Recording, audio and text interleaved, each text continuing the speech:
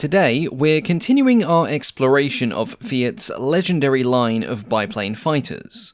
Last time, we looked at the Cr.1 and Cr.20, and today we're taking a look at the Cr.30 and Cr.32, the latter being considered one of the best biplane fighters of the interwar period. By 1932, Fiat's chief designer, Celestino Rosatelli, had a decade of development experience under his belt, being responsible for producing models such as the Cr.1, Cr.5, Cr.20, and a variety of others. His next major project, however, would come during a period of rapid technological development, and because of this, the resulting aircraft would be fairly short-lived. The fighter that was to become the Cr.30 was built around a new engine, the liquid-cooled Fiat A30 V12. In terms of construction, the aircraft was fairly standard for the era, possessing a fuselage of all-metal construction skinned in duraluminium, while the wings and control surfaces were skinned in fabric. Keeping with Rosatelli's previous designs, the Cr.30 featured a sesquiplane wing layout, with the bottom set of wings being less than half of the area of the top. Boasting up to 590 rated horsepower, the aforementioned A30 engine drove a two-blade wooden propeller, through which would fire the aircraft's proposed armament. This was a pair of 12.7mm Breda machine guns. For 1932, this was a fairly potent armament, though these guns would rather unfairly garner a poor reputation later on, mainly due to staying in service for far too long. Some sources incorrectly state that the Cr.30 had 7.7mm machine guns instead, however these were only a proposed alternative, and the heavier guns were preferred due to their longer range and greater firepower. Design and development of the Cr.30 was done at a rapid pace, and in just a few short months, 3 prototypes were already complete. Because of this rapid pace, the first and third prototype were able to attend the 1932 International Aeronautical Meet, which was being held in Switzerland. Both Rosatelli and Fiat expected their new aircraft to do well, and they were not disappointed. The Cr.30 was best in its class throughout the competition, much to the distress of the French, Italy's prime rival at this juncture, and together the two prototypes won the prestigious Dalmolin Cup. Unsurprisingly, at the sight of said French distress, the Regia Aeronautica placed an order for the type, and production of the Cr.30 began in 1933. Though Italy was the primary customer for the Cr.30, one of the first production airframes was put aside and prepared for demonstrations to a Chinese delegation. Despite the undeniably impressive performance, the Chinese officials did not view the Cr.30 favourably. They had a strict prejudice against inline engines, believing them to be more vulnerable to battle damage owing to their liquid cooling system, and efforts to try and sell the Cr.30 to the Chinese were quickly abandoned. In the end, the only major foreign operator of the Cr.30 would turn out to be Hungary. Italy exported 12 Cr.30s to them, 2 fighter models and 10 trainers, and they would remain in service all the way up to 1943. Besides a handful of models that found their ways into the hands of Austria, Paraguay, Spain, and Venezuela, the vast majority of Cr.30s were operated in Italy. The first Cr.30s were delivered to operational squadrons in 1934, with Stormo 1 and 2 being the first fighter wings to receive them. As more fighter units came online, the Cr.30 found itself being deployed overseas in North Africa, with Grupos 8 and 13 being transferred for operations in Libya in 1935. Most of the Cr.30s produced were the fighter variant, with slight changes being made during the production run, but some were completed as two-seat training aircraft, the Cr.30B, and even a floatplane variant was explored, the Cr.30 Hydro. In the end, only 2 aircraft were ever converted to this configuration, and the production of the Cr.30s was halted in 1935, with just 176 being built. Now, this wasn't a reflection of the aircraft's performance, but rather the rapid march of progress, for the Cr.30's successor, the Cr.32, was already being cleared for production. In fact, Rosatelli had been working on the Cr.32 for almost as long as the Cr.30 had been in production itself. In many ways, it was similar to its predecessor, though it was physically smaller, and unlike the Cr.30, it had the advantage of undergoing wind tunnel testing, which allowed Rosatelli to tweak the design to get as much performance out of it as possible. The new biplane had a wingspan of 9.5 meters, a length of 7.4 meters, and a height of around 2.6 meters. Numbers seem to conflict on this. The sesquiplane layout of the wings was retained, though with a slightly reduced total wing area, as was much of the cockpit layout, landing gear, and of course the twin 12.7mm machine guns. That being said, some Cr.32s would be built with the smaller 7.7mm guns instead, for various reasons. Though physically smaller than the Cr.30, it was in fact heavier, and while both aircraft shared many structural features, the Cr.32 did possess a slightly more robust construction, as well as some updated equipment. Duraluminium tubing would make up the structure of the fuselage, which consisted of 4 longerons that were connected by a triangular framework. The spars too were made of duraluminium, being built up in 2 pairs, and the joints and spar joints of the fuselage were made from a high-strength steel to hold everything in place. The fuselage covering was a mix of fabric and aluminium paneling, with Rosatelli doing his best to strike the fine balance between strength and weight, and, like on the previous design, both of the wings would be completely fabric covered. The Fiat A30 engine was retained, with the oil and coolant radiators mounted underneath it, and these would receive air from a distinctive circular chin air intake. A firewall would separate the rear of the engine from the 340-litre fuel tank, which was located in front of the cockpit, and this was hoped to give a range in excess of 740 kilometres. The Italian Air Ministry, keenly interested in the aircraft, ordered a single prototype to be produced at the beginning of 1933, and it flew for the first time a few months later in April. After demonstrating impressive performance in the experimental air unit, it was immediately ordered into mass production, with the first units arriving by the end of the year. By all accounts, the Cr.32 lived up to the reputation of its predecessor, maintaining much of the same flight performance. Though it was heavier, its top speed was actually an improvement, being about 10 km an hour faster, reaching 360 km an hour at sea level. Despite being no slouch in the straight-line speed department, the outstanding maneuverability remained the largest point of interest for the Italian military. When it entered service, it was immediately well liked by its pilots, who enjoyed its nimble handling, and the strong fuselage allowed them to throw it about in showy aerobatic maneuvers. Indeed, much of the Cr.32's early life involved aerobatic displays. Some of these were held in Italy, with the elite Stormo 4 Squadron putting on numerous displays involving up to 10 aircraft at a time, but many more took the Cr.32 abroad. The aircraft were displayed above various cities all across Europe, and in 1935 they crossed the Atlantic to put on a number of shows in South America. The attention gained in these tours was a direct factor in the Cr.32 becoming a successful export aircraft for Fiat. China, Spain, Austria, Paraguay, and Venezuela would all put in orders for the aircraft between 1934 and 1939, marking the type as particularly successful on the international market. The first foreign customer for the aircraft was China, who had received 16 Cr.32s, or 24, sources do conflict on this, in 1933.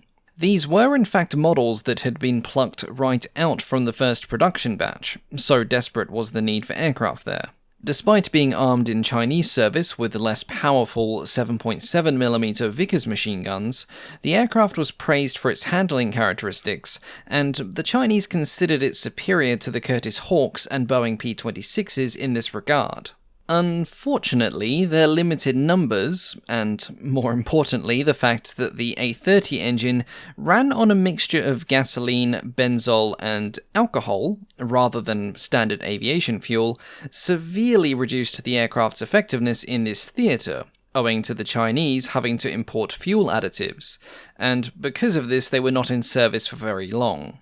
Meanwhile, in Italy, development work on the aircraft continued, and a number of upgraded variants would be produced in the mid to late 1930s, with these being the dominant models for many foreign customers. Because of this, I'll briefly cover these first before going back to discussing the Cr.32's service life, just to keep things simple. After a production run of 282 of the initial Cr.32s, production would switch to the more heavily armed Cr.32 bis.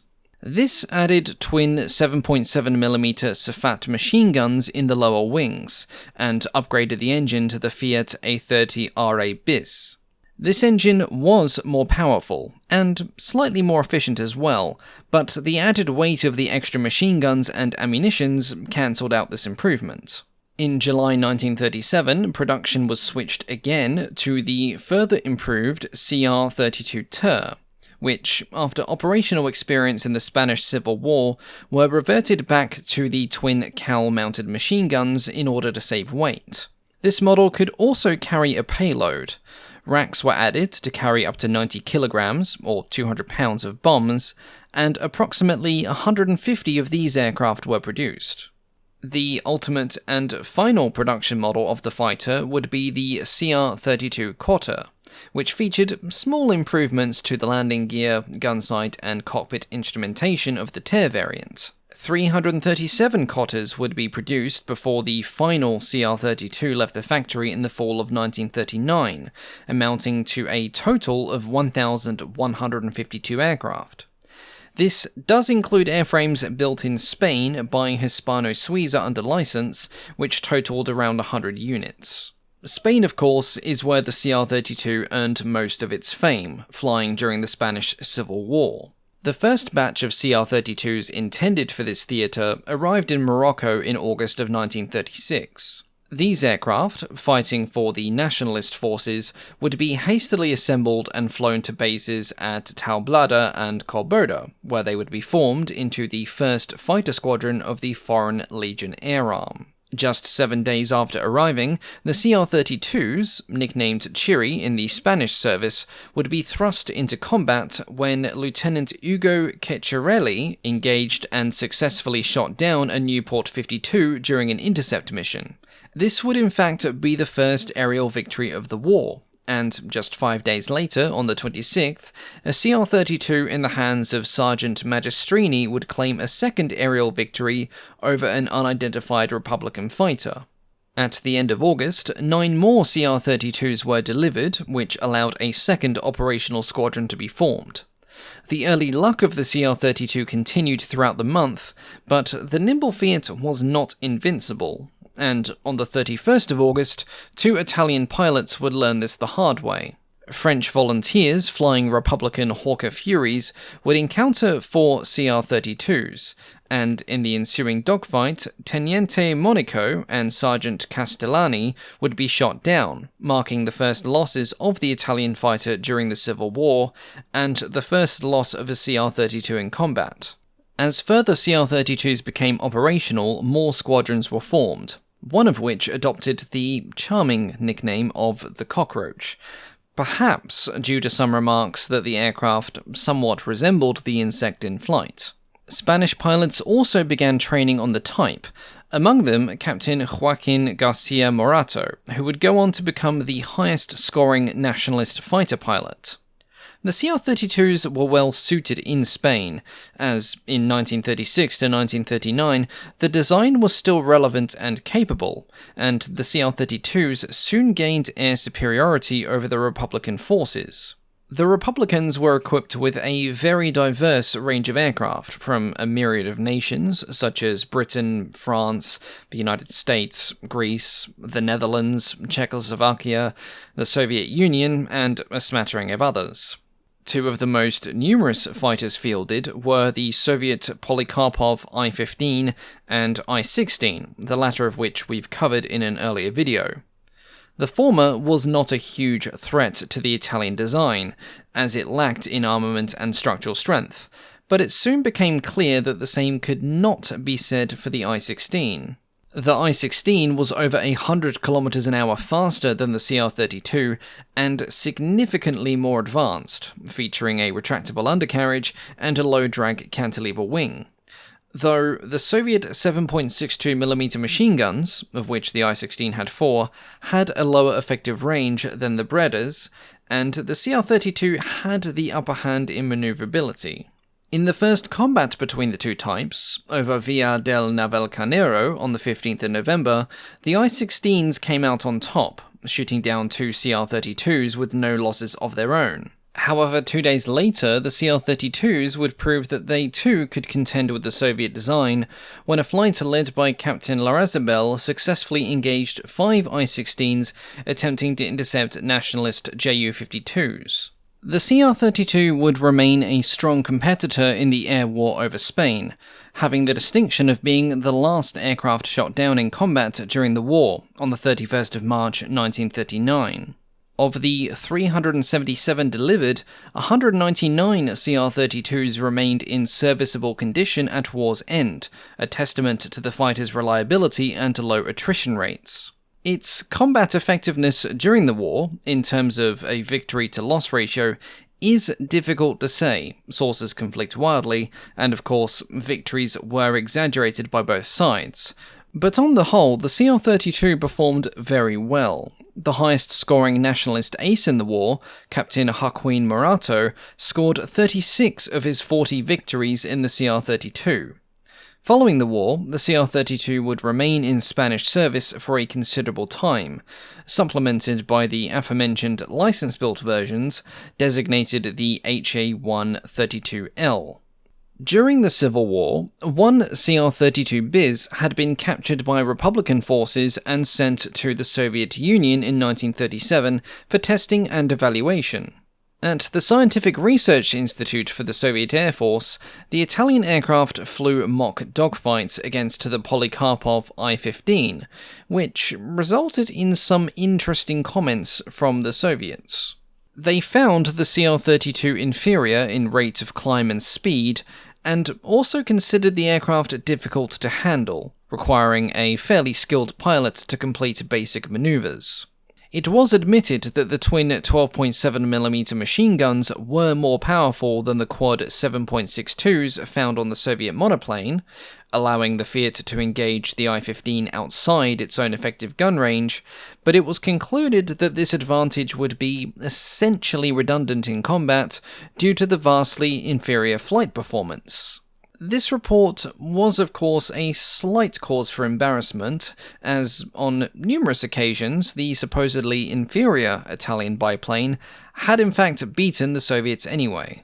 Whilst the Cr.32 was earning its laurels in the skies above Spain, much to the grumblings of Polikarpov engineers, Fiat was securing even more customers, and next in line was the Austrians.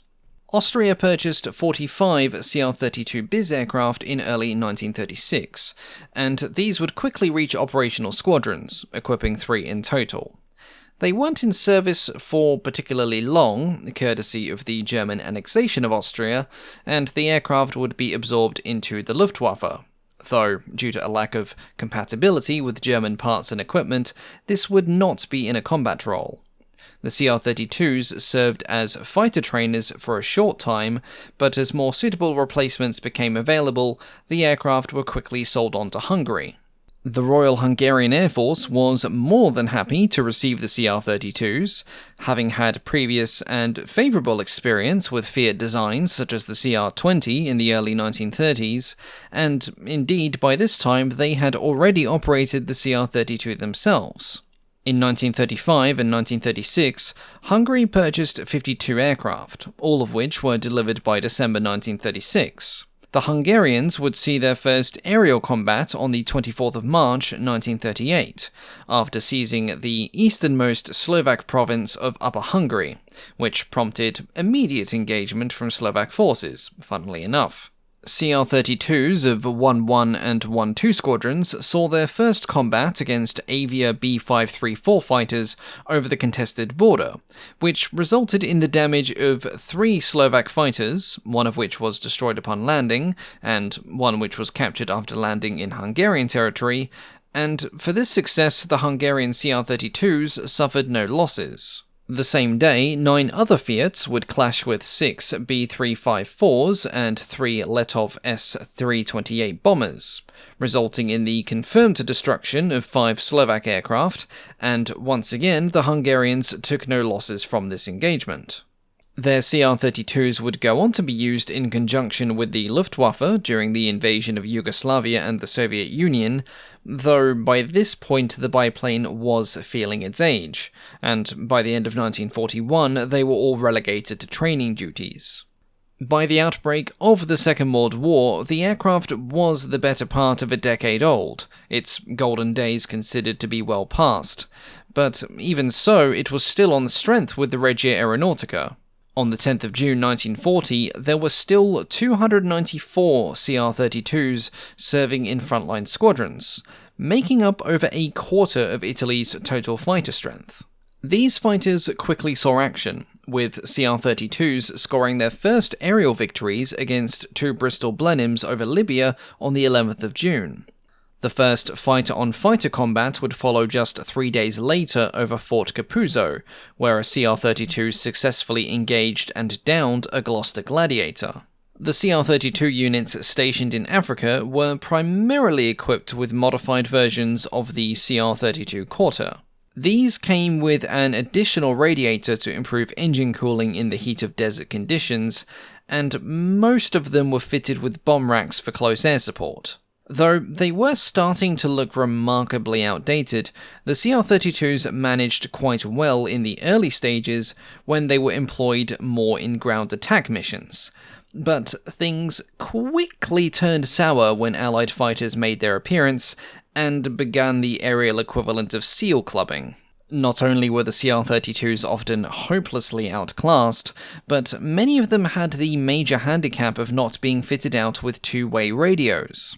This severely hampered the ability of squadrons to communicate and react quickly to rapidly changing tactical situations, and it certainly contributed to the annihilation of many Cr.32s during the British offensives in December. In the opening months of 1941, the Cr.32s were thrown into a combination of fighter, reconnaissance, and ground attack missions during the defense, but by mid-April, the entire Italian force in East Africa had been reduced to just 1 Cr.32 for the reported destruction of just 14 Commonwealth aircraft. The beatings would continue on the other end of the Mediterranean as well, as the Cr.32 made up a significant part of the Regia Aeronautica's Greek invasion force. Beginning in October 1940 and running until about the following April, the Cr.32s would enjoy some success in the beginning, though their attrition rate was significant.